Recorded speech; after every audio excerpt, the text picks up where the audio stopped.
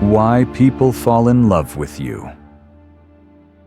In a quiet town in North Carolina, under the soft golden light of dusk, a woman named Elise sat alone on her porch swing, wondering why every man she loved seemed to fall so hard, so fast. It wasn't her beauty. She'd never believed in that kind of magic. But there was something else. Something beneath the surface. Carl Jung once said that love isn't an accident, it's an awakening. The ones drawn to us often carry broken parts of themselves. And when they find a reflection of those parts in you, it feels like destiny. But it's not just chemistry. It's the soul trying to speak. So why do people fall in love with you? Not because you're perfect, but because you mirror something they've lost, or something they desperately long to find. 1. The hidden logic of love. Projection. When Tyler met Grace in a used bookstore tucked away in Portland's rainy streets, he wasn't looking for love, just an old copy of the Brothers Karamazov. His life had been quiet for years, predictable, a string of muted routines and neatly folded responsibilities. He found comfort in what didn't move too fast. He liked coffee without conversation, walks without direction, solitude without reflection. But there she was, Grace, standing in the philosophy aisle with her head tilted back, mid-laughter, debating the meaning of dreams with the shop owner as though it were the most important conversation of her life. Her scarf slipped down her shoulder, her boots tracked in mud. She didn't apologize. She was loud in all the ways that weren't noisy, alive in all the ways he had long forgotten. Tyler noticed the tremble in his own chest, not because she was beautiful in the traditional sense, but because something about her spirit felt like a rebellion he once led, before life asked him to grow up too fast. She reminded him of a version of himself he'd buried beneath years of spreadsheets, meetings, and empty celebrations. Grace didn't represent a woman. She represented freedom, creativity, wildness, his own silenced courage.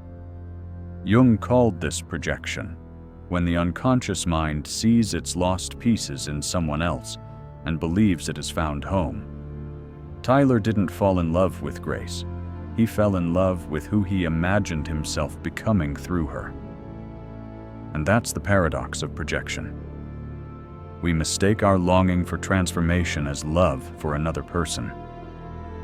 We think they are the answer, but they're only the mirror. For weeks, Tyler was electrified by her presence.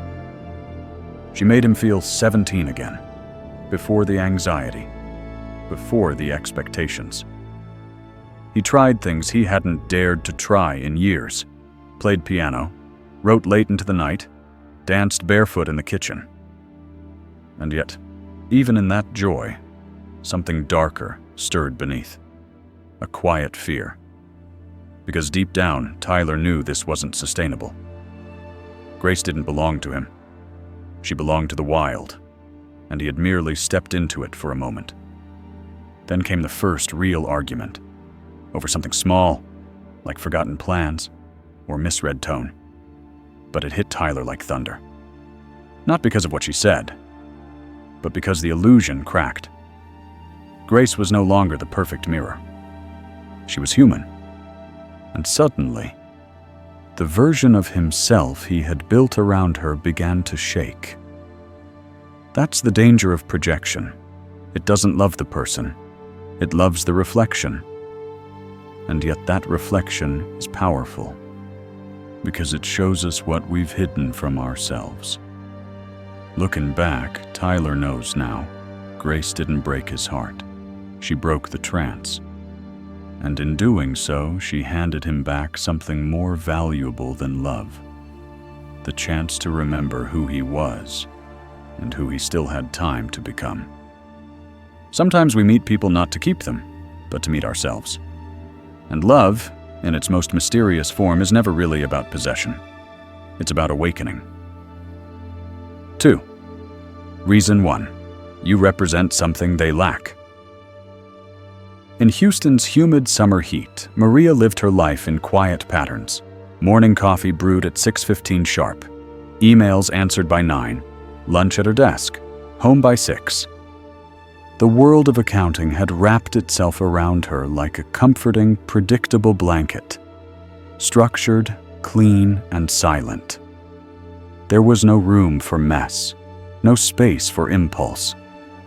Her feelings were pressed between tax forms and spreadsheets, managed like everything else in her life. But one Friday evening, her colleague dragged her into a jazz bar on Westheimer Street, a place Maria would have normally walked past without a second glance. The lights were low, the walls stained with music history, and there he was, Julian, slouched over a grand piano like he was trying to tell it secrets no one else could understand. His fingers moved like they had their own language.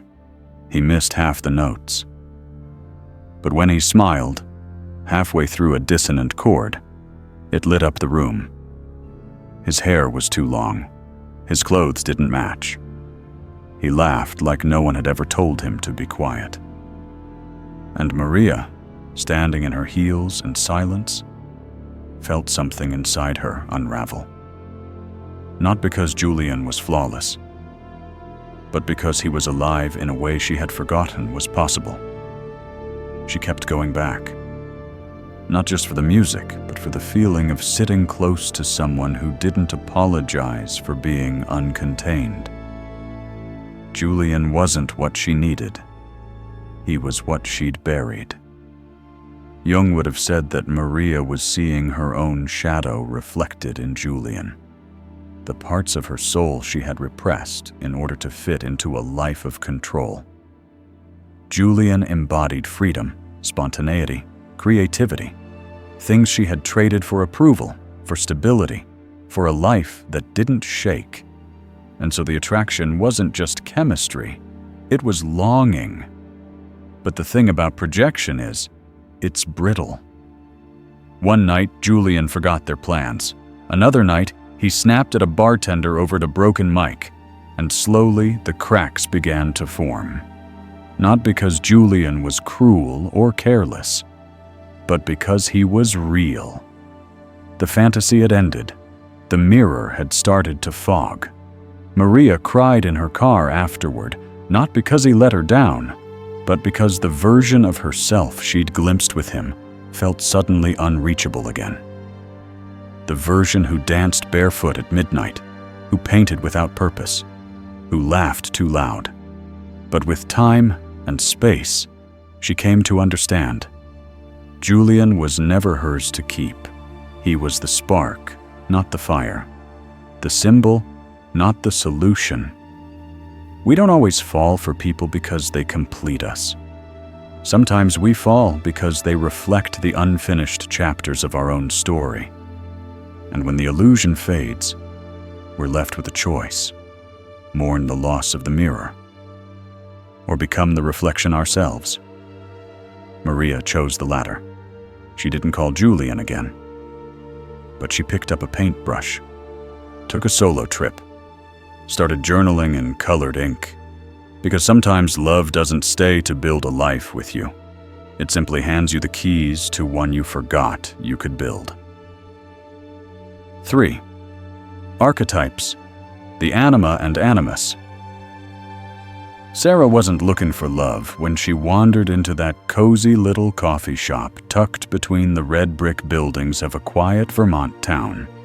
The air smelled like cinnamon and wood smoke, and her mind was still tangled in the opening lines of a novel she couldn't quite finish. She had come for solitude, for words and walks and the hush of pine trees in winter. But then Eli asked if she wanted oat milk or cream, and the world seemed to pause. There was something in his voice, low, steady, like it had weathered storms and survived them. He didn't look extraordinary. Wore a faded flannel, had kind eyes and hands that looked like they knew both hard work and how to hold a thing gently. But there was a gravity to him, like silence wasn't something he feared, but something he understood. Sarah felt the pull immediately, like hearing a melody she couldn't name but had always known. She laughed more that week than she had in months. But it wasn't the laughter that stayed with her. It was the comfort, the warmth in his stillness, the way he listened without trying to fix. She told herself she was just being dramatic, swept up in the romance of a snowy town and quiet moments. But somewhere deeper, she knew the truth. Eli didn't feel new. He felt remembered. Jung had a name for this, the Animus. The inner masculine figure every woman carries, shaped not by real men, but by impressions, fairy tales, lullabies, and the silent stories our minds construct long before we ever fall in love. These figures aren't conscious fantasies. They're soul prints left behind by what we longed for before we had language for it. And when someone matches that inner figure, when their presence stirs the same rhythm we carry in our unconscious, it doesn't feel like meeting. It feels like recognition. That's why Sarah was drawn to Eli. Not because he was perfect, but because he mirrored something timeless inside her. The quiet strength she had yearned for. The protector, the companion, the one who doesn't try to tame her fire, but simply keeps it company. But that's the danger of archetypes. They don't leave space for contradiction, for flaws, for human messiness. When Eli forgot her birthday, when he showed up late to dinner without a reason, Sarah felt a strange betrayal. Not because he was cruel, but because he was no longer the figure her mind had imagined. He was no longer the dream. She learned, painfully, that archetypes can blind us. They elevate, idealize, and then disappoint. Not because the other person changed, but because they were never supposed to carry the weight of our unconscious myth. In time, Sarah understood. She hadn't fallen in love with Eli. She had fallen in love with what Eli activated in her, the desire for stillness, for safety, for real connection. And that was the gift. Because the most honest kind of love doesn't ask someone to be your archetype. It invites you to become the version of yourself who no longer needs one. 4. Reason 2. You awaken their inner image. In San Francisco's fog-soaked mornings, Dylan still takes the same path through Golden Gate Park, the one that winds past the bench where they once sat for hours, talking about nothing and everything. Her name was Claire. She didn't wear perfume, didn't dress to impress. She didn't try. And yet, she lingered in his memory, like the scent of rain on concrete. Quiet, haunting, unforgettable. Claire wasn't bold. She didn't challenge the room when she entered it. But when she looked at Dylan, he felt seen in a way that made him ache. She asked about his childhood and listened without judgment. She remembered small details, his favorite song, the way he drank his coffee, the scar on his left hand. He couldn't explain it, but being with her felt like coming home, not to a place, but to a feeling. From the very beginning, there was a stillness between them that felt ancient. She reminded him of something he couldn't quite place, like the smell of his grandmother's bacon, or the warmth of a bedtime story told under soft blankets. Claire felt like memory. Jung would say Dylan wasn't falling in love with Claire, but with his anima, the inner feminine image every man carries within him, shaped by the earliest impressions of womanhood. It's not a preference. It's a blueprint, a soul imprint woven from lullabies, nurturing touches, old tales, and early longings. Claire fit that image with uncanny precision. Her voice, her presence, her calm. It all mirrored the inner gentleness Dylan had lost in the noise of becoming a man in a hard world. She stirred the emotional depth he had locked away, taught to trade softness for strength. And that's why it felt like magic. But projections, no matter how beautiful, are brittle. The first time Claire broke down in front of him over something deeply personal, Dylan didn't know how to hold it. He froze, uncomfortable with her vulnerability. The second time, when she challenged his opinion during an argument, something inside him recoiled. She wasn't supposed to disrupt the peace. She was supposed to be the peace. That's when the illusion cracked. You see, the archetype doesn't cry. It doesn't have needs. It doesn't argue. It only soothes. It only exists to fulfill what the unconscious expects. Claire, however, was real. And reality has sharp edges. Dylan's heart didn't break because Claire changed. It broke because he realized he never truly saw her. Not as she was.